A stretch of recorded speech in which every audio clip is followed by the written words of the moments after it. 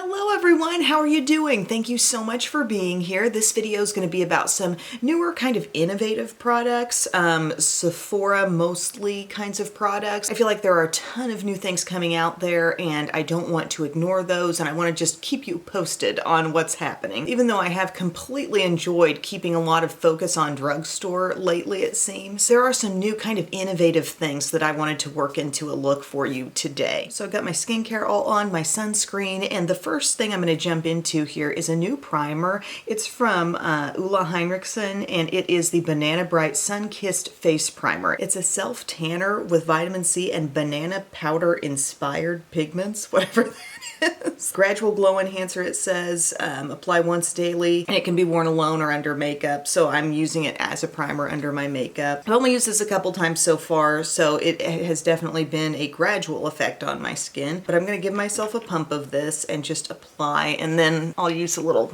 face wipe that I have around here to clean off my hands, because anything that contains self-tanner, you want to wipe that off your hands. It's a nice texture. It feels just kind of like a lightweight moisturizer. It's not tinted at all, so it's not like you're seeing a bronzy self-tanner going on. But allegedly, this will have a gradual tanning effect on the skin. I felt like I noticed it yesterday. Like after I took all my makeup off, I felt like my skin looked like it had more color to it. But then this morning, I kind of felt like, where did that go? But just a neat, different product that I feel like I'm gonna have to use for a little while to be able to tell you like how much use really garners much of a result. Then you guys, from Makeup by Mario, you've probably been hearing quite a bit about this stuff lately. The Soft Sculpt Transforming Skin Enhancer. It says all over warming complexion tint, and I have it in light medium, and basically you put this all over, and it's not supposed to be an exact skin tone match. It's supposed to kind of like bump your skin tone up and make it look more sun-kissed all over. So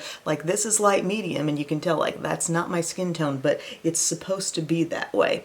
And I think I've seen some people just straight up use this as a cream bronzer, which definitely I could see that working, but I've been wearing it all over kind of like my foundation step, and it does make the skin look great. I will say I'm going to use it with my e.l.f. Complexion Duo brush. I'm just going to swirl it in there a little bit. At first when I got this in, I was just a little standoffish. I was like, I don't even know where to go with this thing, but I started putting it all over the skin and it really is pretty. So it's a creamy texture. So I put my finger in here, you know, it's creamy, it's slick. You could apply it with like swipes, I guess, to your skin and then blend it out. You could blend it with your fingers. You could probably even do this with a sponge. I'm just making sure to get it down the neck and into the hairline. I feel like I can really see the glow. I was looking at the before and afters on Sephora's site using this, and I just thought that seems really interesting. So here I am with this applied just lightly to this half of the face. I'm not sure if you can tell a difference, but I can. I might build it up a little bit. But yeah, this is not like high coverage whatsoever. This is like light, just kind of barely coverage. But my skin has been really good lately, so I can get away with like using this all over, feeling like I've been given some color, and then add in some concealer to the look, and it lasts really well. My whole staying power on my whole face yesterday was great, and I definitely put it through some things. So there we are with part of the skin enhanced, and I'm going to add some over here. It is kind of like you're putting a filter on your face a bit. The texture is creamy, but it's not too wet and sticky. Now getting it all over and up here too. If I were to use this as a cream bronzer or cream contour, I think the effect would be extremely subtle, but all over. See how that's kind of stepped things up? Like it would be a really pretty kind of beachy makeup. Like I'm not wearing much of anything. I don't care really what washes off. Like this is all I'm putting on my face, period. I could be happy with that. The radiance is so there. I'm actually really enjoying this, and I thought it was going to be maybe a little gimmicky, but I like it a lot. And I want to let you know I've also been playing with the Danessa Myricks Yummy Skin stuff. I have like the skin tone one and I have the colorless one because I kind of thought maybe this would be something that would compare to Mally's Poreless Face Defender a bit, but I'm still working with those and I can't really like, you know, it's got to be one or the other for this video, so I did the Mario one. But it's glowy. It's not like glowy with shimmer, but it's giving kind of a glow to my skin. I don't know where it's coming from exactly because my skin isn't extra tacky right now either. Another thing that's sort of innovative is the fact that they're putting the Bobbi Brown correctors now in a stick. Not that they're only selling it in a stick, I'm sure you can still get it in the pot form, but the skin corrector in Bisque, for example, I have it now in a stick. It does have a magnetic closure, which is always fun, but it looks like this, just a little rounded off stick, and it is the same color as Bisque always was. Fun fact, Bobbi Brown's corrector in Bisque and her concealers, I remember those were among the first like high-end things that I had and was talking about on my channel. I think I ordered them off of QVC because there was like a special deal, but it was the concealer with a little bit of powder underneath to set it, and then also the corrector. So I put that all around my under eye area, and I feel like, again, it is the same tone as Bisque was. You know, it's that sort of peachy, light salmony corrector. However, the texture is a little less juicy compared to what came from the pot. You know what I'm saying? It's a little bit drier, but it's still not too dry. Like, I can definitely get into this, and can you see, like, it does do a number on some darkness. I'm just kind of working this brush. I love being able to just quickly flip from the full end to the smaller end. Isn't that great? And keep in mind, this product wasn't getting a bunch of help from the foundation. You know, our quote-unquote foundation today, oops, was just that Mario stuff that gave us a little glow, basically. And then on top of that, I'm going to just use some concealer, nothing brand new here for me. I'm going to use my Dior Forever Skin Correct in 1N. I really like this concealer, actually. It wears very well. It covers very nicely. It doesn't look dry, but yet it's not a super dewy one either. It's just kind of a really perfect middle ground of coverage, texture, everything. So this is going to be basically the coverage in association with that Bobbi Brown stick. So I'm just going to dab this in now. What's trying to stick to my brush?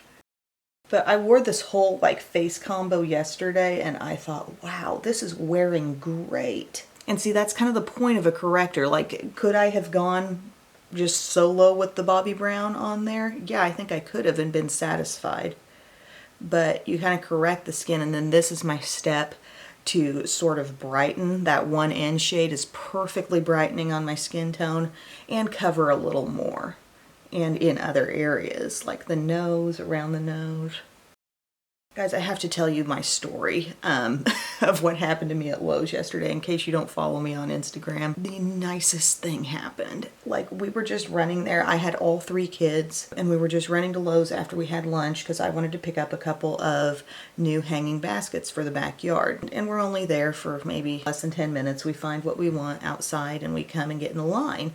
And there's a nice older gentleman in line in front of us, and he was just very sweet. He was making conversation with the girls and Bubba, and it was just real sweet. And I noticed he had a hat on. It said Vietnam veteran. I thanked him for his service. And it was just one of those interactions, you know, where you just feel like this is really sweet. This is very heartwarming. And he only had like one thing in his hand to pay for, and he does that. And then the cashier's coming around. She's like starting to scan my flowers. And I said, he's not paying for my flowers, is he? And she goes, yes, he is. And I'm like, oh, you didn't have to do that, you know, like, what? Like, I wish I could do something for you. And he's like, honey, you already did. It was so nice. And then Bubba said, thank you, without me even telling him to. And the girls were like, thank you so much. And I told him, I'm like, you made our day. We're going to go home and think of you while we hang these up. And I was telling the girls on the way home, and I don't want to cry, not crying. I was like, for all the crazy things, you know, that we've talked about that are happening in our world, there are still a lot of just amazing people out there. And there's one example. And we should all try to be more like him. And I think when stuff like that happens, I feel like we really need to shout those stories from the rooftops, because that inspires others. That inspires us all to take a look at how we conduct ourselves in everyday life, and like the seemingly little, but yet, I mean, that was profound to me, the fact that he would do that.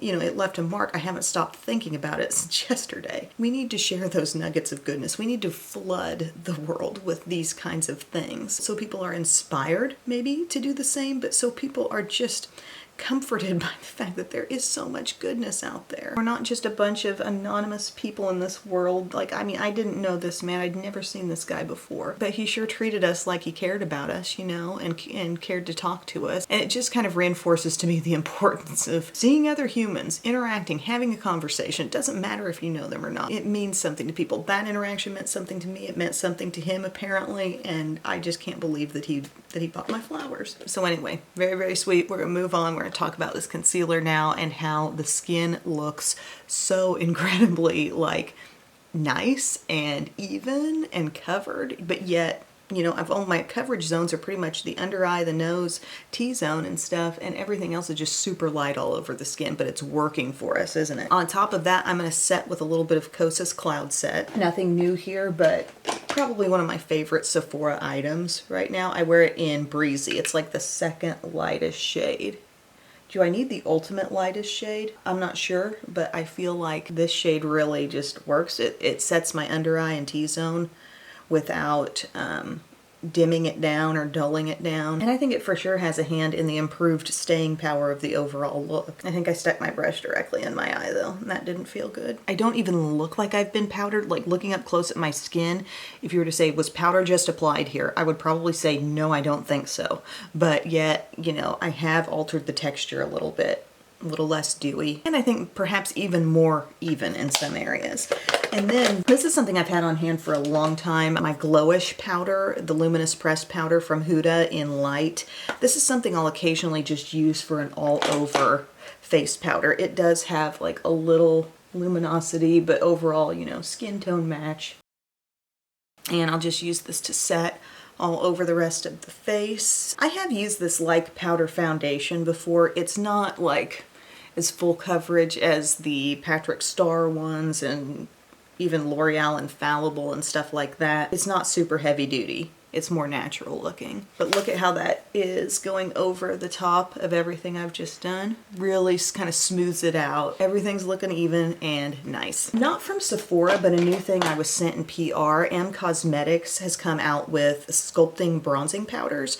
They're called the Corselet, and they're in a variety of skin tones. So they sent me the one in Slip, and I must say it is a really perfect kind of natural shading contour type color. I'm gonna use that same BK Beauty 107 brush that I just used for all over face powder to apply this, but it is matte, and you'll see what it looks like here. It is pigmented, and I would say it appears on the skin slightly deeper than it looks in the compact. And the texture is just really smooth. It's just another great product from M Cosmetics, albeit not necessarily a groundbreaking, like, oh my gosh, we've never seen a contour before. You know, they're always doing a lot of innovative things. This was one of the less innovative, but yet a good thing for them to have in the range, because they've got beautiful blushes, they've got, you know, cream sculpting sticks. Some people really like to keep contouring with the powders. So you see this kind of naturally chiseled thing we're trying to get here? Applying it and then really paying attention to buffing in this zone so we don't get that kind of like stopping point. But this shade, at least, definitely not a sunny bronzer type of vibe. It is more of a contour shade to me. Really capable of sculpting the skin in a convincing, effective way, and I like it. I like how there's a shade probably for every skin tone to really look right and really look, I mean, convincing is always the word that comes to mind, plus magnetic closure. Love that. M Cosmetics has got to be one of the most consistent brands on the market. Like, they don't put out a ton of stuff all the time super quick, but when they do, it's like, wow, that was really good. Okay, my friends, Benefit. You've probably seen, if you're keeping an eye on new makeup, they have revamped their little line of blush box products. Like, they've put out so many new options. Like, I was giddy jumping up and down when this PR box arrived, because behind each door is a new one, like a different one to try. And I'm kind of keeping them in the box because it shows me the color families here, like pinks, peaches, everyday neutrals, and rich berries. And they did stick like a couple in here that we know about, like Hoola bronzers in there. Dandelion's part of this. But I've just been playing around and grabbing for different ones and enjoying my experience with these, and enjoying the fact that they've put in so many rich tones that could really stretch across and satisfy so many different skin tones. Like I can wear them lightly, but I could see a deeper skin tone wearing it just kind of full on and loving it too. There's a variety of finishes as well. Some are more shimmery, some are more matte. Today I'm going to use the one called Terra, and the packaging is so cute, and they smell also like Benefit blushes. Like they always have that soft, just perfect, not too overwhelming, but very identifiable scent. But I want to show you this. Can you spy the goat? Do you see the goat in that picture? Capricorn vibes. It says, down to earth, sweep this golden brick red blush on cheeks for warm, earthy color and a soft shimmer finish. All I can do with this stuff is just like kind of play with them and try them out and then report back to you, because it would be very hard to sit down in one video and like sweep on blush after blush after blush. But this one does have, it's that kind of brick color with a little bit of shimmer, and this has been one of the biggest standouts to me, okay? So I'm gonna apply this with my e.l.f. blush brush. Look at that. Like, look at that rosy kind of like, ooh, terracotta a little bit. Like the color they describe as brick. I love that. The hint of shimmer in it, I think, just makes it make sense even more with this kind of glowy complexion we've already got. This is kind of emerging as one of the faves, but I think I just need to do more experimenting. I need to bounce back to some of those earlier ones that I tried, and just, it's going to be a long process, I think, to be able to review these, because a finger swatch of a blush is like, just, that ain't good info. It's just not. We don't wear blushes full on our skin. Sometimes in comparing dupes, you know, I will show a finger swatch just to prove to you that the color is close or the texture is close or the finish or whatever. But honestly, we wear blushes not how they appear in the pan and not how they appear in a concentrated swatch. We wear them sheer and light and soft, and I love this color. I love it for summer. Another one that really got me going was the one called Moon. This is one of the really deep ones. Very cute packaging. This one is described as rich berry blush, velvety color, and a satin finish. And it looks like that, you know, and I'm loving a blush that's that deep too. So anybody can wear whatever. It's just a matter of how you want to apply it. Skin already feels like it's got a really pretty kind of natural luminosity here. I'm not going to apply any additional highlight. I will use my setting spray that I've been enjoying lately. This is the one I've been loving most, the CoverGirl Priming Glow Mist. I love the sprayer. It's so fine. It's like a cloud, but yet you feel like it's done something for the surface of the skin. Nothing new for the brows. I'm just going to pick a Sephora product. This is the Give by Gwen Stefani Hella On Point Ultra Fine Brow Pencil. Just like your classic skinny brow pencil. I wear it in shade 4, so I'm just going to fill in with this. Again, nothing super unusual about it. I gave a full review on this when I reviewed the whole line. Well, the whole line. There's just really a handful of products in this line. I did give my best Gwen Stefani look and talked about this. I'm kind of liking a nice skinny brow pencil lately though. Does your stomach ever make noises and then you legitimately wonder, like, was that a sound coming from elsewhere? I've heard my stomach make a noise and I'm like, wait, is Bubba getting up? Is there a bobcat outside? You know what I really want to see? I really want to see Top Gun Maverick. Bub and I do have the time, like on a Saturday afternoon, because the kids often go over and play at mom and dad's house. We could probably go during that time, but then that's also a great time to like get stuff done around here, and you know, there's just always things to do around the house that we're wanting to do. Bub's got a million and one projects, so I'm thinking maybe just some afternoon or evening Bub can bug out of work a little bit early and we can just go see Top Gun. John Hamm is in it too. We're pretty well filled in there. I really like that color, that brow shade. Nice and cool. And just kind of brush up through, make sure it's all evenly applied. For brow gel, I'll use my Kosas Air Brow. Really do like this stuff. I have dark brown in this. It does have quite a bit of color in it, so if you did need to pull it out on a day where this was going to be your one and done step, you could do that. Do I think it's better than Maybelline Brow Fast Sculpt? Not really. Is the packaging cuter? Yes, it is. I can't get over that blush shade though. Like, that is just, I adore that color. I can tell you with certainty this is the only blush I own that has a goat on the packaging. Milani eyeshadow primer. Pop this on the lids. And I have a newish product here from Urban Decay, actually. Eyeshadow palettes have not been coming out like they once did. It used to be like, man, we got like constant release of eye palettes, and I'm not really complaining about that, but it's just something I've noticed. There's more to do with Complexion right now. Complexion is having the biggest moment. Blush, I feel, is having kind of a renaissance. I was sent this in PR, and if I hold it a certain way, it looks awesome. Look how rainbow and fun. They have new mini naked palettes, and they sent me the one called Naked Sin. I want to say there are 3 different ones, but this is the one I've had and been experimenting with. Is it exciting? It is not.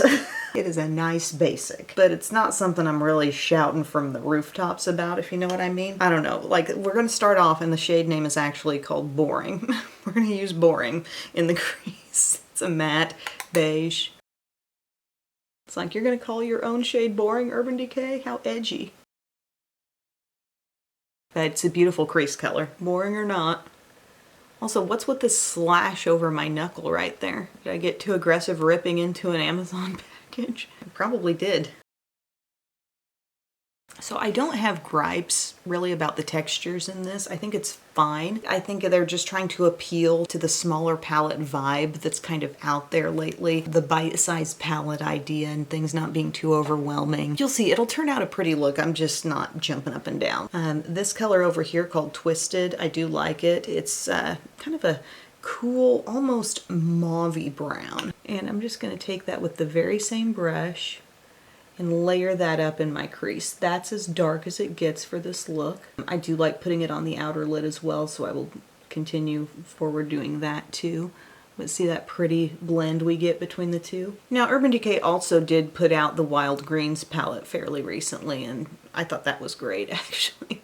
Fun palette. And if you want some inspiration, go check out Boise Beauty and look at the things she's done with it on Instagram. Look at that, just kind of murky. Real murky, but fine. Take a bare brush, go over the edge, make sure it's nice and soft. I might take just a smidge of Bad Habit, because that shade can really go there. It's very brightening and very light. There is a sheen in Bad Habit. Going back to Twisted, and gonna pat that on the outer lid. So this was the same deep shade we put in the crease just now. Patting it right there. It's an enjoyable level of depth for every day. I'm not using this and feeling like, oh my gosh, I need so much more darkness here for contrast. It's working well. As far as like the shimmery shades here, we do have this TBH that's kind of rosy, so you can go that direction with this. There's the color called Unlucky. I get a little more of a flake texture out of that one, but it's still pretty and, you know, could still be built up. Sin is beautiful. I gotta say, it's smooth, light catching, sometimes catching the light more than others. You know, it's just a really pretty shade. So I've enjoyed putting Sin all over this little bare section at some points, but I'm gonna use a little bit of this rosy one just so you can see. Again, shimmer in all those that I mentioned and shimmer in the white. And that white one is capable of just looking like having a very strong white look if you want it to. Center of the lid, see that rosiness coming off there? It gives the palette a little interest. And it's brush friendly, you know, it can be patted on with the brush. Very nice. Then I'm gonna go further in with Sin. Again, a really beautiful smooth texture. Like, if you could have every shimmer be made like that, they're doing it right with that shade. No chunk, just smooth and nice. And we're just patting that over the inner third of our eyelid. Yes, glowing, pretty. And then I'm just coming in with my even smaller brush. This is my Morphe M709. It's like a little flat brush. It's more narrow compared to the one I was just using, and it comes to a little bit of a point. I'm going to take some Bad Habit, and I'm going to use that around the inner corner. It's like really brightening. Can you see that? It's doing the work. I like it. Okay, I'm gonna probably dip back into that to do a little something, kind of buffing out my lower lash line, but I'm going to the upper lash line with something new from Benefit here. They have an extreme precision liner. They want you to shake it well when you use it. They have a brown as well as a black, and it is a pretty fine point. I wanted to look at like Epic ink just to see if it was that much finer than that. Okay, they actually look identical. It's really not a finer tip than Epic ink, but it is precise. It's a brush tip liner pen, which is always going to be a really easy way to go at liquid liner. And look, I've got full control. It's not running out of the pen too fast. If this is anything like Benefit's brow microfilling pen, which was basically like an inky sort of pen for the brows, they constructed that pen brilliantly. Like mine still hasn't run out. I've used the heck out of it, and they're very good at controlling the stream of stuff. That's so important for brows. Like nobody wants to stick a brow pen up there and then feel like suddenly, you know, everything is flooded out and it's way too opaque. The pacing in the product is great. And I do notice good pacing here as well. As I press, as I come in contact with my skin with that brush, the perfect amount of product is coming out. It's not a sheer amount where I feel like I must go over it again, and it's not too much where I'm feeling out of control. So it's well made. But I also get that feeling from NYX Epic ink. So if you want to save, you could go that direction too.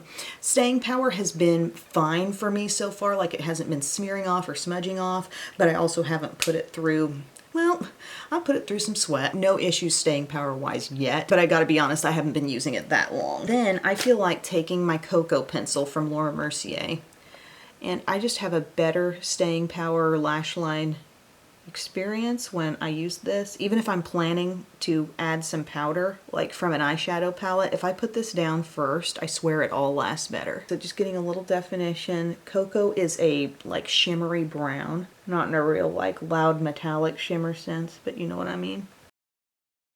I'm putting it on. I'm giving it a little smudge. And then we go back into Twisted, pretty much the only shade in this palette you'd want to do this with. And just lightly kind of smudge that area out. I'm using my small pointed brush. I guess we didn't pull that in for the upper eye.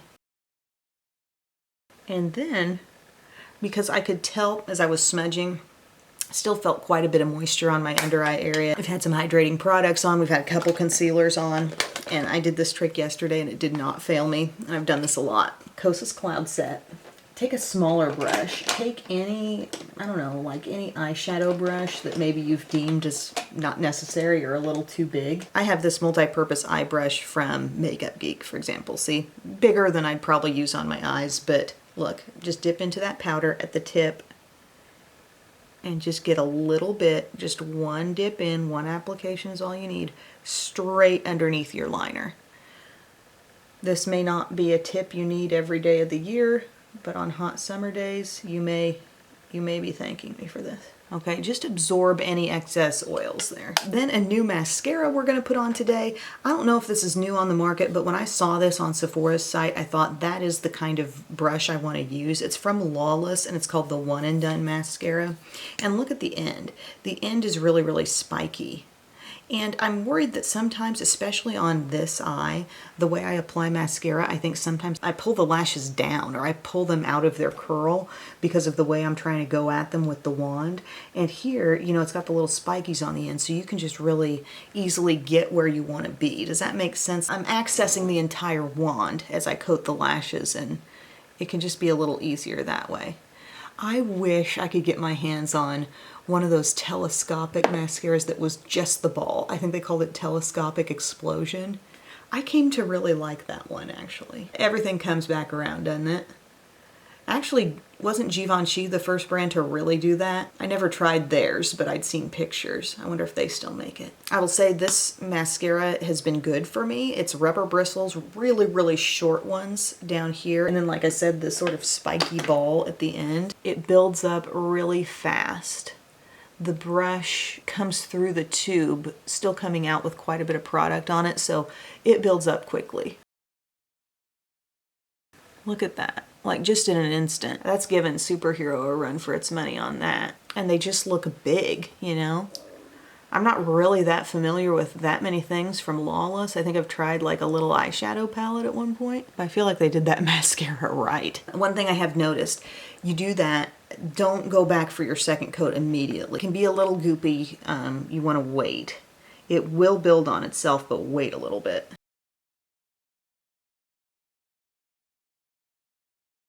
So here's what I'm talking about with being able to easily get to like the inner lashes just off the tip of that brush and not feel like I'm like dragging stuff down, especially on this eye. And the little outer lashes for that matter. Sometimes those are hard to just nail them with a regular wand. Probably enough time has passed, so if I want to go back over here, I can. Building a little, but honestly, I didn't even need that much more over here. Look at that. Great. Must put this on lower lashes. Cali Ray come hell or high water. I guess I kind of got into this one during colder months, but no time like the summer for a tubing mascara that won't smudge. For lips, I do have something new. I wouldn't necessarily call it innovative. It's from Hourglass, and I think it's kind of a copycat product of like, you know, the M Cosmetics lip cushion or the Tarte products that click up. I don't even have the name of the product, like it's nowhere on the tube, but the shade here is called Lure. And you're going to click it up and twist it. It's one of those products where you click it just past the end of the tube and then everything kind of wears off to the lips. Like, look at that, boom. It's juicy, it's like it melts down. Feels like you just put on lip gloss even though it came out of a stick. I've tried a few shades of this. I have one that's a little bit like warmer, almost like soft red. There's a lot of sheer in these, just keep that in mind.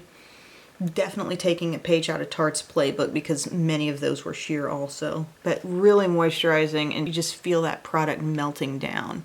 This is probably my favorite shade that I've tried so far. But again, uniqueness factor, not really there. But it's pretty. I mean, I feel like I've got this kind of glowy skin with a little bit of that enhancement, you know, like the Mario Skin Enhancer thing. I like a berry lip with that. Also, I'm feeling a little bit of a, as it's wearing here, a little bit of heat on the lips, a bit of a tingle perhaps. I've never felt when I've used these that the plumping has gone crazy and the shine dies down a little. It becomes a little more one with the lips. I think as your dry as heck lips just sit there absorbing some of the product, and some just wears away through talking, having coffee, etc. You're left feeling like a little less goop is there. It's fine, but honestly, this Diamond Plumper stuff from Physicians Formula, pretty similar look on the lips, okay? Maybe even a little more opaque color.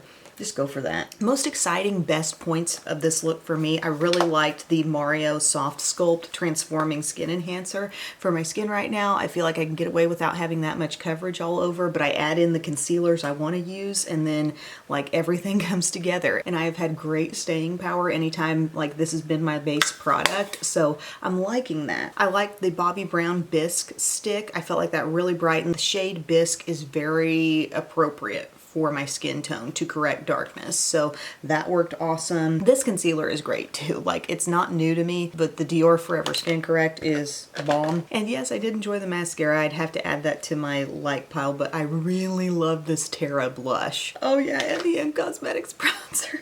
Kosas Cloud Set is also just another generally good product, not new. We had some wins in this video, that's a good thing. What are the top two today, Em?